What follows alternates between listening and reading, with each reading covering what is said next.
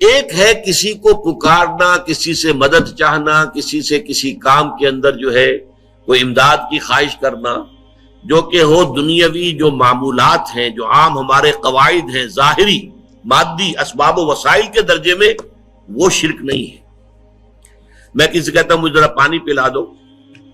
یہ بھی ایک دعا ہے، استمداد ہے، مدد آپ نے مانگی ہے، اس سے اپنی ایک ضرورت پوری کرنے کے لیے کہا ہے۔ لیکن کیا ہے یہ کہ گھڑا ہے، وہاں رکھا ہوا ہے، وہاں پانی ہے، اس میں سے پانی لائے گا، وہ دے دو۔ جو ظاہری قوانین طبیعہ جو ہے ان کے دائرے کے اندر اندر کوئی دعا، کوئی استمداد، کوئی استعانت، کوئی استغاثہ، اس میں کوئی حرج نہیں۔ غیبی اعتبار سے کسی کے ساتھ بھی کوئی دعا کی جائے گی اللہ کے سوا، وہ شرک ہے۔ وہ استدعا ہو، استغاثہ ہو، استعانت ہو، استمداد ہو، استنصار ہو، کچھ بھی ہو، غیبی طور پر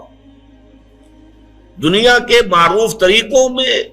اور جو ہمارے طبعی قوانین ہیں ان کے دائروں کے اندر اندر مدد مانگنا، اس میں قطعاً کوئی شرک نہیں، یہ توحید ہے۔ البتہ اس میں بھی ایک باریک نکتہ ہے۔ ایک بزرگ تھے جو فوت ہو گئے، انہوں نے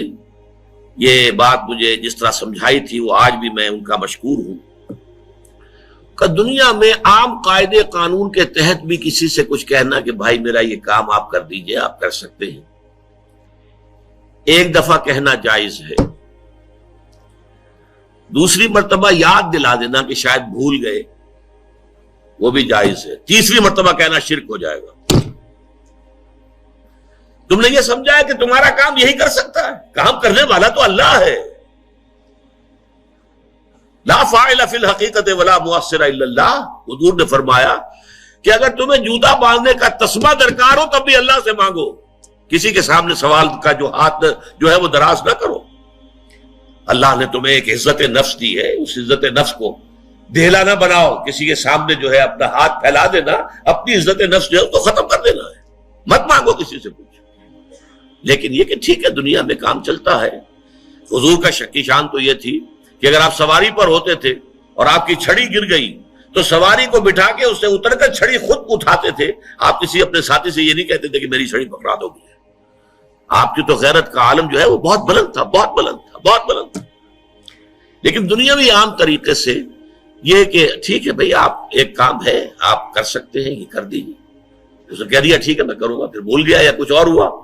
دوسری مرتبہ یاد دہانی کرا دی، تیسری مرتبہ جو ہے انہوں نے کہا کہ پھر اس میں شرک کی بو آنے لگتی ہے کہ معلوم ہوتا ہے کہ آپ نے سمجھا ہے کہ اسی کو اختیار حاصل ہے، یہی مقتدر ہے، اسی کو آپ کا کام کرنے کا جو ہے وہ پوری قوت اور قدرت حاصل ہے، اور یہ چیز جو ہے یہ شرک کی بو اس میں سے آنی شروع ہو جاتی ہے۔ لیکن یہ ہے معاملہ سارا جو اسباب عادیہ کے تحت، اس سے ماورا آپ کسی کو نہیں پکار سکتے۔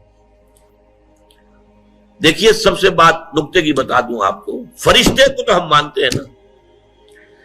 حضرت شیخ عبد القادر جیلانی رحمۃ اللہ علیہ کی روح ہے یا نہیں ہے، سنتی ہے نہیں ہے، حاضر ہے کہ نہیں ہے، ناظر ہے کہ نہیں ہے، 100 اختلاف ہو جائیں گے،